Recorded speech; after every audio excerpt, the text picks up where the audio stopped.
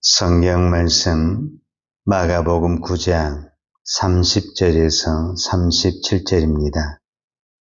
그곳을 떠나 갈릴리 가운데로 지날새 예수께서 아무에게도 알리고자 아니하시니 이는 제자들을 가르치시며 또 인자가 사람들의 손에 넘겨져 죽임을 당하고 죽인 지 3일 만에 살아나리란 것을 말씀하셨기 때문이더라. 그러나 제자들은 이 말씀을 깨닫지 못하고 묻기도 두려워하더라. 가버나움에 이르러 집에 계실새 제자들에게 물으시되 너희가 길에서 서로 토론한 것이 무엇이냐 하시되 그들이 잠잠하니 이는 길에서 서로 누가 크냐 하고 쟁론하였음이라. 예수께서 앉으사 12 제자를 불러 이르시되 누구든지 첫째가 되고자 하면 뭇사람의 끝이 되며 뭇사람을 섬기는 자가 되어야 하리라 하시고 어린아이 하나를 데려다가 그들 가운데 세우시고 안으시며 제자들에게 이르시되 누구든지 내 이름으로 이런 어린 아이 하나를 영접하면 곧 나를 영접하며 누구든지 나를 영접하면 나를 영접함이 아니요 나를 보내신 이를 영접함이니라. 아멘. 예수님이 갈릴리를 가실 때에는 이제 많은 사람들이 예수를 알아보고 많은 사람들이 예수를 따랐습니다. 오늘 우리로 말하자면은 예수님을 다 알아보는 사람, 인기 있는 사람, 능력 있는 사람, 어떤 권세 있는 사람으로 알았습니다. 그래서 예수님이 아무리 모르게 이렇게 다른 집에 있든지 또 어디를 가도 어떻게 사람들이 알고 다 찾아오고 따르게 되어 있습니다. 그런데 오늘 본문에서는 그게 보이지 않습니다. 30절을 보면 그것을 떠나 갈릴리 가운데로 지날새 예수께서 아무에게도 알리고자 아니하시니, 자, 예수께서 아무에게도 알리고자 아니하시니 따르는 무리가 없었다, 이렇게 표현을 합니다. 그 이유는 31절에 이는 제자들을 가르치시며 또 인자가 사람들의 손에 넘겨져 죽임을 당하고 죽은 지 3일 만에 살아나리란 것을 말씀하셨기 때문이더라. 즉 예수님은 이제 변화산에서 내려오시면서 예루살렘을 향하여 십자가를 향해 걸어가고 있습니다. 여기서는 이제는 무리에게 집중하는 것이 아니라 제자들에게 집중적으로 시간을 가지며 제자들과 시간을 갖고 가르치는 것을 볼 수 있는데, 그 가르치는 내용이 뭐냐면 인자가 사람들의 손에 넘겨져서 죽임을 당하고 3일 만에 살아나는 것, 이것을 제자들에게 가르치셨다, 이렇게 말씀하고 있어요. 그런데 성경은 그러나 32절에 보면 그러나 제자들은 이 말씀을 깨닫지 못하고 묻기도 두려워하더라 그랬어요. 그러니까 예수님이 제자들에게서 집중하여 가르치는데 제자들은 깨닫지도 못하고 묻기도 두려워하더라, 이렇게 표현을 했어요. 그러니까 오늘 성경이 이제 9장 30절의 이야기가 나오는데 사실은 8장 31절에도 보면 이미 예수님은 인자를 누구냐 하면서 제자들에게 이거를 가르쳤어요. 인자가 사람들의 손에 죽은 다음에 3일 만에 부활할 것이다, 살아날 것이다. 그때 앞장서서 예수님의 길을 막았던 사람이 베드로입니다. 그때 베드로가 칭찬을 듣는 것이 아니라 예수님에게 사탄아 너는 내 뒤로 물러가라, 이런 책망을 들었거든요. 방금 그게 8장에서 일어난 사건이에요. 그러다 보니까 두 번째로 예수님이 또 인자가 즉 사람들의 손에 들려서 죽임을 당하고 3일 만에 살아날 것이다, 이야기를 하는데 여기서 잘못 말했다가는 또 베드로처럼 야단을 맞을 것 같으니까 누구도 말하지도 못하고 물어보지도 못하고 그냥 있는 거예요. 자, 그러는 가운데 이제 이 갈릴리에서 가버나움으로 움직입니다. 그 33절에 보면 가버나움에 이르러 집에 계실새 제자들에게 물으시되 너희가 길에서 서로 토론한 것이 무엇이냐? 그러니까 분명히 제자들이 지금 이 길을 가면서 토론했는데 그것이 무엇이냐? 예수님 다 알고 있죠. 그러면서도 예수님이 물어봤죠. 그들이 34절에 보면 그들이 잠잠하니 이는 그래서 서로 누가 크냐 하고 책문하였습니다. 그들은 예수님의 말씀에는 전혀 관심도 없고 듣지도 못하고 지금 자기들은 예수님이 예루살렘에 올라가서 이제 왕이 되면은 누가 오른쪽에 있을까? 누가 왼쪽에 있을까? 여기에만 관심이 있는 거예요. 그러니까 예수님하고 한 길을 걸어가고 있지만 예수님의 마음과 제자들의 마음은 전혀 다르다라는 것을 볼 수가 있죠. 그게 오늘 우리에게 무슨 상관이냐? 우리가 예수님을 믿는다고 하지만 예수님이 우리에게 바라는 마음과 내가 예수님에게 바라는 마음이 안 맞다. 안 맞다. 이게 우리가 신앙생활하면서 갈등이 일어나고 신앙이 흔들리는 이유가 바로 그 부분이죠. 내가 원하는 것과 예수님이 원하는 것이 딱 맞았다. 그러면은 이것처럼 더 좋은 것이 없죠. 근데 우리는 지금 제자들이 보여줬던 모습처럼 우리는 대부분이 우리가 원하는 것은 세상의 것들이죠. 근데 예수님은 지금 무엇을 이야기했냐면은 십자가의 죽음을 이야기하고 있기 때문에 예수님하고는 전혀 맞지가 않죠. 오늘 지금 제자들이 이야기한 것도 무슨 얘기냐면 누가 크냐. 자, 이 부분에 대해서 예수님이 정확하게 말씀하십니다. 35절에 보면 예수께서 앉으사 12제자를 불러 이르시되 누구든지 첫째가 되고자 하면 뭇사람의 끝이 되며 뭇사람을 섬기는 자가 되어야 하리라 하시고 그랬습니다. 그러니까 예수님의 제자들은 어떻게 하면 우리가 큰 자가 되냐 했을 때 힘을 가져야 된다. 이렇게 이야기를 하는 거예요. 그런데 예수님은 섬기는 자가 됐을 때 어떤 사람이냐? 그 사람이 가장 큰 자다. 이렇게 표현을 했어요.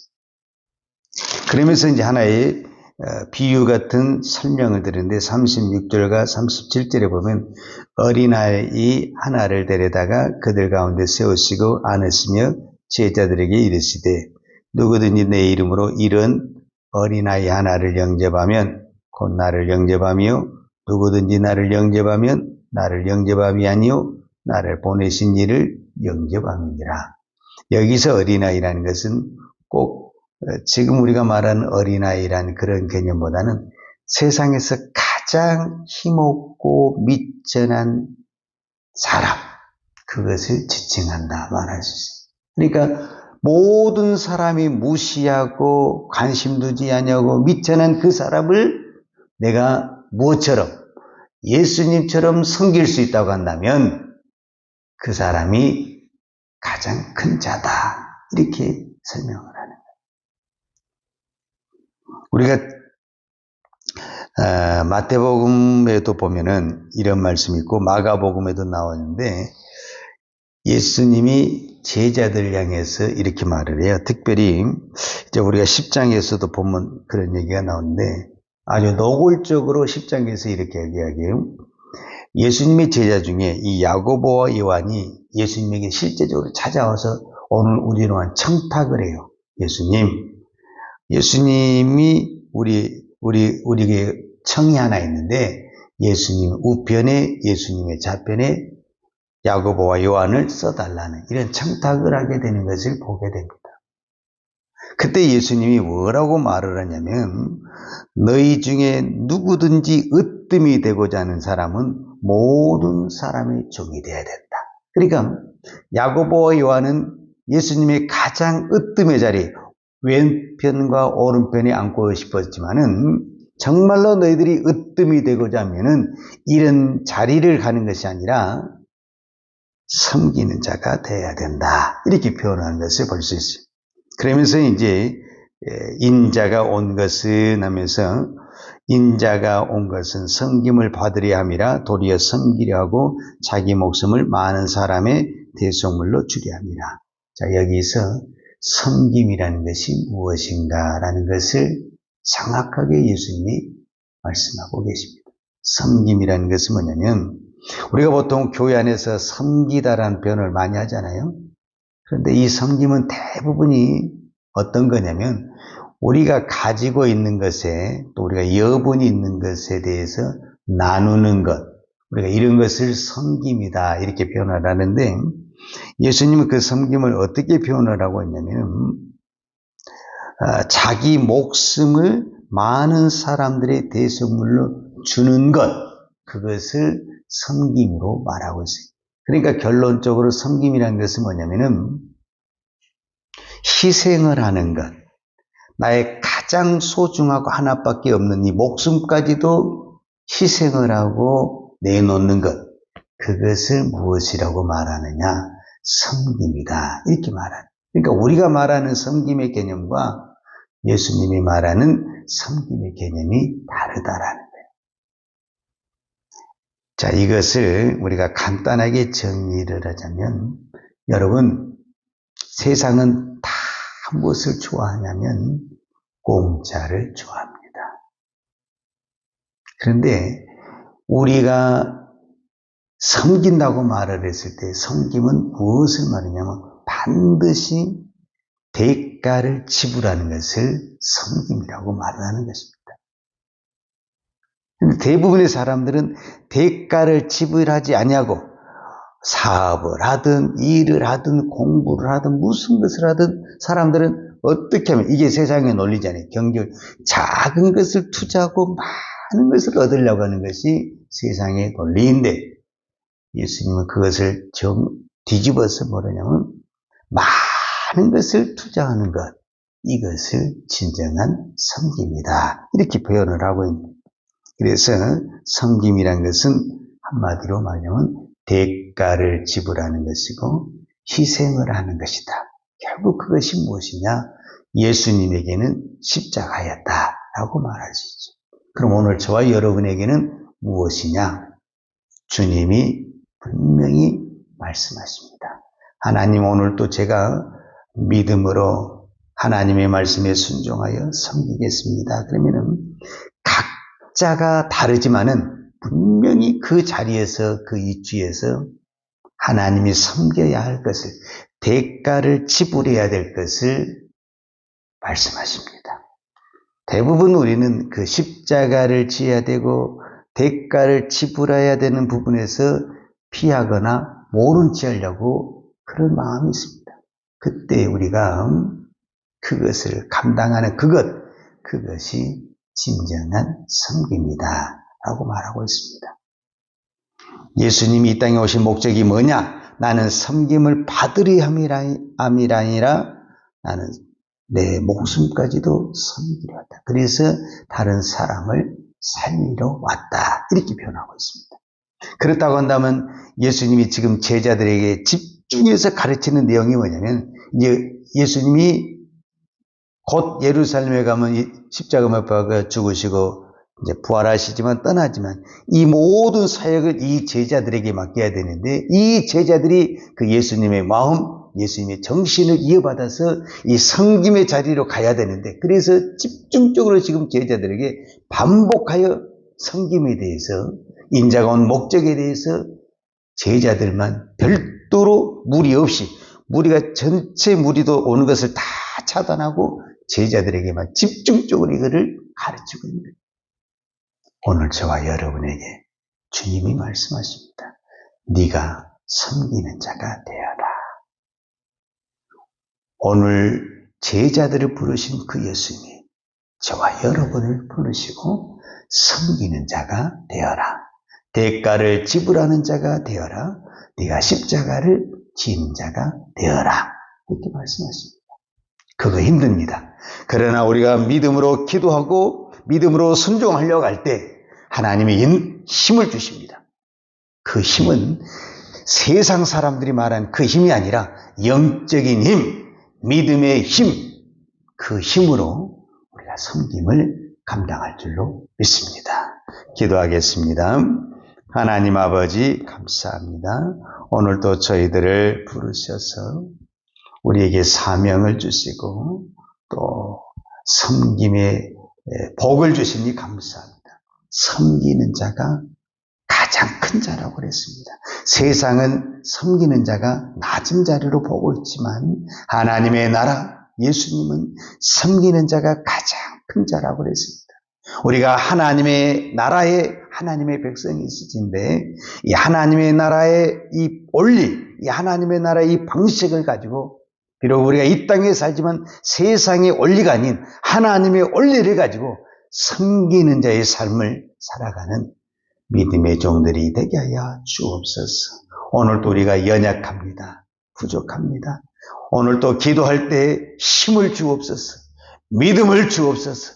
영적인 권세를 주셔서 내 힘이 아닌 그 하나님이 주신 그 힘으로 섬김을 감당하는 믿음의 종, 기도의 종 되게 하여 주옵소서.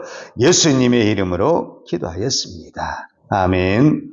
요한은 내게 복을 주시고 너를 지키시기를 원하며 유하는 걸그를로 내게 비추사 은혜 베푸시기를 원하며 유하는 걸그를 내게로 향하여 드사 평강 주시기를 원하노라. 이제는 하늘의 영광의 보좌를 버리시고 이 땅에 오셔서 우리 모든 사람을 살리게 하여 십자가의 길을 걸어가신 우리 주 예수 그리스도의 은혜와 독생자를 아낌없이 보내주신 아버지 하나님의 무한하신 사랑과 성령님의 풍성한 은혜가 오늘도 주님의 말씀에 순종하여 섬김의 자리에 가기를 원하는 사랑하는 주의 종들 머리머리 예와 이 나라의 민족과 한국 교회에 온 열방에 이 십자가의 복음을 증거하는 선교사님들 예와 사랑하는 주의 자녀들 머리에 이제부터 영원토록 함께 있을지어다. 아멘.